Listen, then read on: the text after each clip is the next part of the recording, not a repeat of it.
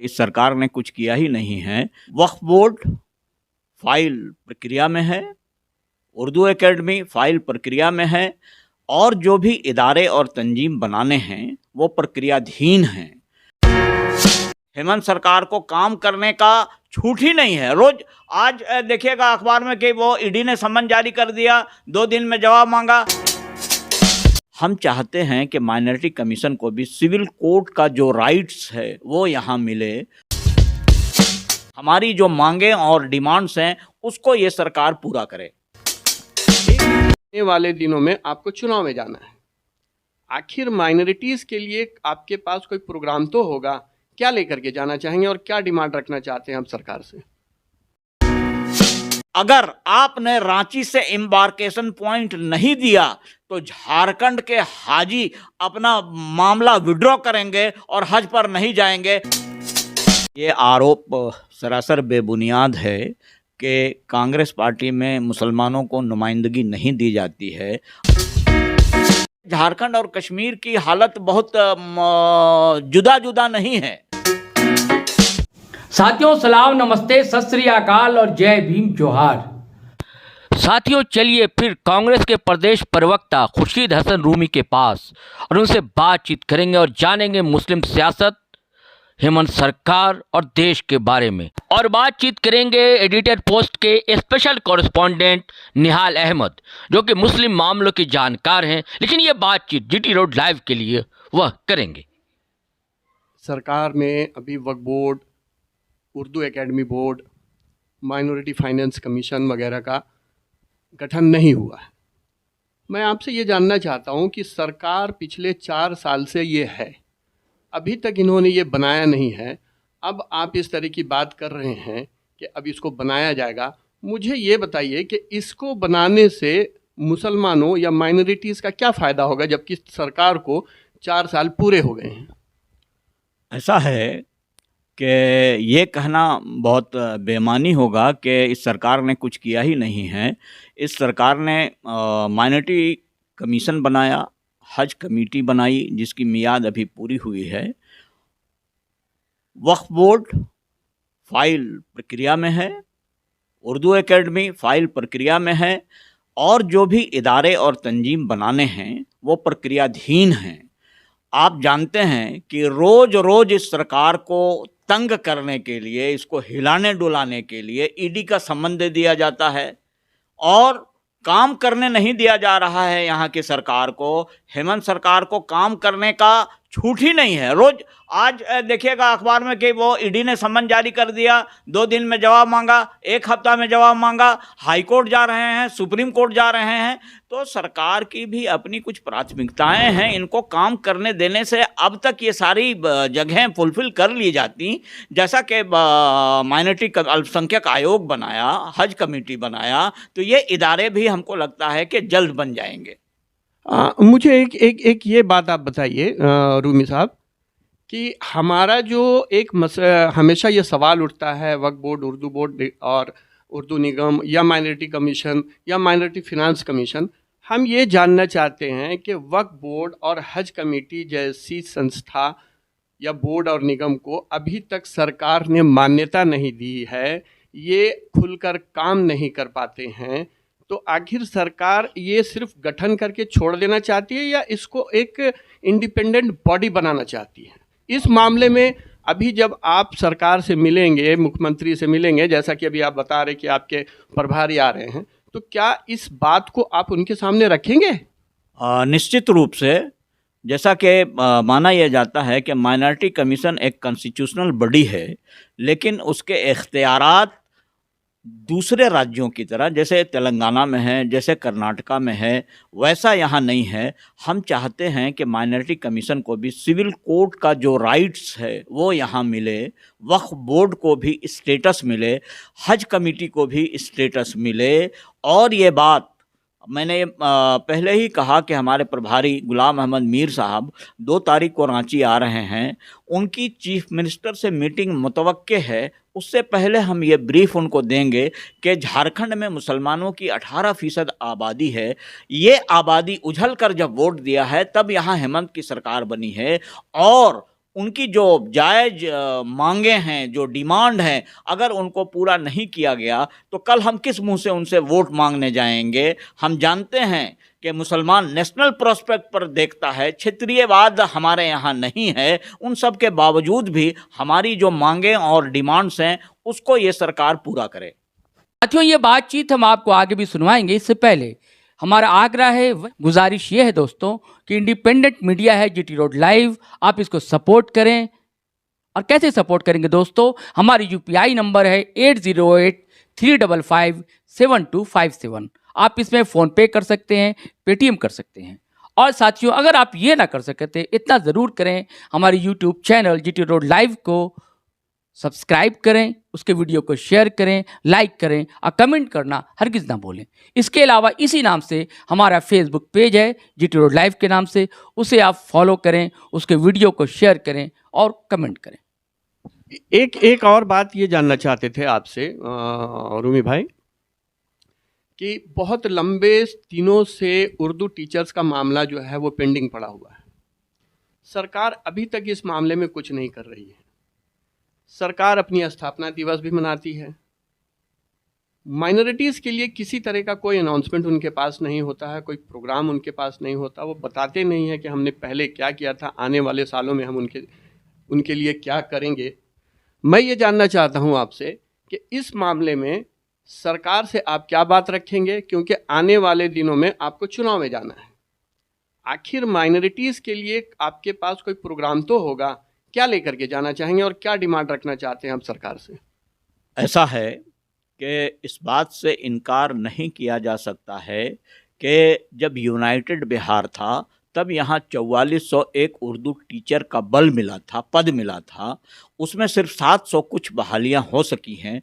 23 साल का अरसा गुजर गया है, अभी भी बैकलॉग का नया जो टीचर यहाँ रिटायर कर रहे हैं उसके अगेंस्ट में बहाली के सवाल से पहले जो यूनाइटेड बिहार ने हमको दिया था उसमें 23 साल होने के बावजूद भी 3700 कुछ उर्दू टीचरों की बहाली नहीं हो पाई है। हम आग्रह करेंगे राज्य के मुख्यमंत्री से कि इसको अविलंब पंचायत स्तर पर और जिला स्तर पर कैंप लगाकर, जैसा कि एक बार बिहार में जगन्नाथ मिश्रा ने कैंप लगाकर उर्दू टीचरों की बहाली करी थी, हम हेमंत सोरेन मुख्यमंत्री झारखंड से आग्रह करेंगे कि ये जो बैकलॉग का मामला है इसको कम से कम जिला स्तर पर कैंप लगाकर वहां बहाली करें और जो आसामियां खाली हैं उसके लिए फौरन JSS को निर्देश दें कि वो अविलंब इसका विज्ञापन निकाले और बहाली करने की कोशिश करें। एक बात ये थी कि आप पिछले कुछ साल पहले आप हज कमेटी के प्रवक्ता भी रह चुके हैं, स्टेट हज कमेटी के, तो थोड़ा सा हज से रिलेटेड भी आपसे एक बात हो जानी चाहिए थी। जैसा कि पिछले साल रांची भी एम्बार्केशन पॉइंट था और बिल्कुल आखिर वक्त में उसको बदल दिया गया ड्यू टू कुछ प्रॉब्लम, उन्होंने बताया भाई फ्लाइट वगैरह का कैंसिलेशन, कुछ भी जो भी मसला रहा होगा, रांची से एम्बार्केशन पॉइंट को हटा दिया गया है। इस बार भी ऐसा ही अब तक खबर आ रही है। इस दिशा में आप क्या करना चाहेंगे कि आपके स्टेट के मुसलमान हज के लिए रांची से उड़ान भरें? आपके पास कुछ प्लान है इसका क्या? देखिए, ऐसा है कि हज फ़र्ज है जिनके पास इस्तिताअत है। रांची एम्बार्केशन पॉइंट था, इसको कांग्रेस गवर्नमेंट ने ही दिया था और भाजपा जो ना कर दे वो कम है। इससे पहले 2018 में भी एम्बार्केशन पॉइंट हटाने की बात चली थी। उस वक़्त मैं हज कमेटी में हुआ करता था। मैं और हमारे एक और साथी यहाँ से दिल्ली गए, मुख्तार अब्बास नकवी से मुलाकात करी और उनको बरजस्ता हम लोगों ने यही कहा कि आप रांची से, झारखंड से राज्यसभा के सदस्य हैं, अभी आप अल्पसंख्यक मामलों के मंत्री हैं और रांची से ही एम्बार्केशन पॉइंट हट जाएगा। हम लोगों ने उनको धमकी आमेज लहजे में कहा था कि अगर रांची से एम्बार्केशन पॉइंट हटा तो आपका इतना पुतला जलाएंगे कि आपका झारखंड आना मुश्किल हो जाएगा। अभी इससे पहले वाले साल में यहाँ झारखंड के आजिमीन हज कलकत्ता से रवाना हुए हैं, ये काफ़ी अफसोसनाक है। हमने उस वक्त हज कमेटी के मेंबरान से ये कहा था कि आप एक डेलीगेशन बनाएं, 2 डेलीगेशन बनाएं, एक सेंट्रल हज कमेटी के सीईओ से जाकर मुलाकात करें कि हमारी ये दुश्वारियां हैं, ये परेशानियां हैं, हम दूसरे राज्य से जाते हैं, वहाँ का लैंग्वेज, वहाँ का कल्चर, वहाँ का खान पान एकदम अलग है, हम झारखंडी पीपल हैं, रांची से एम्बार्केशन पॉइंट रह चुका है, रांची से ही रहना चाहिए। और हम ये उम्मीद करते हैं कि अभी जो हज कमेटी कंस्टिट्यूट होगी, देखिए फॉर्म भरने का काम शुरू हो गया है, हज कमेटी का फाइल चला गया है, हज कमेटी कंस्टिट्यूट होगी। हमारा सलाह उन लोगों को भी यही होगा कि वो दिल्ली जाकर केंद्रीय मंत्री स्मृति ईरानी से मिलें, मुंबई जाकर सेंट्रल हज कमेटी के सीईओ से मिलें और एक रिक्वेजिशन दें कि अगर आपने रांची से एम्बार्केशन पॉइंट नहीं दिया तो झारखंड के हाजी अपना मामला विड्रॉ करेंगे और हज पर नहीं जाएंगे। ऐसा कुछ करना होगा कि सेंट्रल गवर्नमेंट दबाव में आए और यहाँ से एम्बार्केशन पॉइंट रांची से दें, ताकि झारखंड के आजिमीन हज को यहाँ से सहूलत हो सके और हम लोग यहाँ खिदमत कर सकें। रूमी भाई, एक बात आपसे ये जानना चाह रहे थे, आप प्रवक्ता बनाए गए हैं स्टेट लेवल के, ये जानना बहुत ज़रूरी है कि पार्टी लेवल पे माइनॉरिटी खास करके मुसलमानों को तरजीह नहीं दी जा रही है। आप अभी आए हैं प्रवक्ता बनकर, आप ये बताएं कि आपके पास ऐसा कुछ प्लान है, कैसे मतलब आप मुसलमानों को राजनीतिक से कैसे जोड़ें और पार्टी से कैसे जोड़ें, इसके लिए आप क्या करेंगे? ऐसा है कि ये आरोप सरासर बेबुनियाद है कि कांग्रेस पार्टी में मुसलमानों को नुमाइंदगी नहीं दी जाती है। अभी करंट जैसा कि आपने कहा कि प्रवक्ता बनाया गया है, 17 प्रवक्ता बनाए गए हैं, उसमें 5 मुसलमान हैं, एक बोकारो से, एक धनबाद से, एक रामगढ़ से, मैं रांची से, एक जमशेदपुर से, तो 5 नुमाइंदों को जगह दी गई है। पीसीसी में भी अच्छी खासी तादाद में secretary, general secretary, vice president हैं और उनको नुमाइंदगी दी गई है। संगठन के एतबार से कांग्रेस पार्टी सबको साथ लेकर चलती है और उनका मानना ये है कि ये हमारा आधार वोट है, हम इसको अपने से अलग नहीं कर सकते हैं। इसलिए कांग्रेस पार्टी अपने संगठन में माइनॉरिटीज़ को पूरी नुमाइंदगी देती है और ये हमारी जिम्मेदारी है कि अगर संगठन में हमको जिम्मेदारी मिल गई है तो हम अपने समाज को पार्टी के साथ कैसे जोड़ें। असल में राजनीतिक व्यक्ति वही सफल है जो सामाजिक होता है। अगर आप समाज में आपका आधार नहीं है, लोग आपको जानते और पहचानते नहीं हैं, ऐसा आमतौर पर हो जाता है कि परिक्रमा करने वाले लोग कभी कभी पद पा जाते हैं और उनसे पार्टी को नुकसान होता है, लेकिन जो ग्रास रूट के वर्कर हैं उनको अगर पार्टी जगह देती है तो वो जो सामाजिक आदमी है वो राजनीति में समाज को कैसे जोड़ेगा वो ये बखूबी जानता है। और मुसलमान आज़ादी से पहले और आज़ादी के बाद कांग्रेस पार्टी के साथ जुड़ा हुआ है। कांग्रेस, मैंने किसी दिन ये कहा है कि कांग्रेस सिर्फ एक पार्टी नहीं, विचारधारा है और हम गांधी के मानने वाले हैं और गोडसे के मुखालिफ हैं। जैसा कि अभी एक खबर आई थी कि कांग्रेस के बड़े नेता राहुल गांधी वो एक बार फिर से अपनी यात्रा शुरू करने वाले हैं, जिसका नाम उन्होंने रखा है न्याय यात्रा। आपसे ये जानना चाहते हैं कि क्या ये यात्रा झारखंड की राजधानी से होकर गुजरेगी या इसका कोई अपडेट अभी तक आपके पास है? और अगर झारखंड की राजधानी से गुजरेगी तो कांग्रेस का क्या प्रोग्राम रहेगा? क्या इसको चुनावी मोड पे देखा जाए, चुनाव की तैयारी देखा जाए या यात्रा भारत जोड़ने की देखा जाए? इससे पहले राहुल गांधी ने जो भारत जोड़ो यात्रा चलाई थी इसका बहुत प्रभाव पड़ा था और आप जानते हैं कि अभी राहुल गांधी जो भारत न्याय यात्रा निकाल रहे हैं इसका मकसद यही है कि भाजपा ने जितनी संवैधानिक संस्थाएं हैं सबको अपने कब्जे में कर लिया है। यहाँ तक कि जुडिशियरी भी उससे मुतासिर हो गई है। लोगों को न्याय नहीं मिल पा रहा है, इंसाफ नहीं मिल पा रहा है। आपने देखा कि पिछले दिनों मणिपुर में क्या हुआ। भारत के प्रधानमंत्री और गृह मंत्री को वहाँ जाने का मौका नहीं मिला। वो जानबूझकर नहीं गए कि वो ईसाई स्टेट है।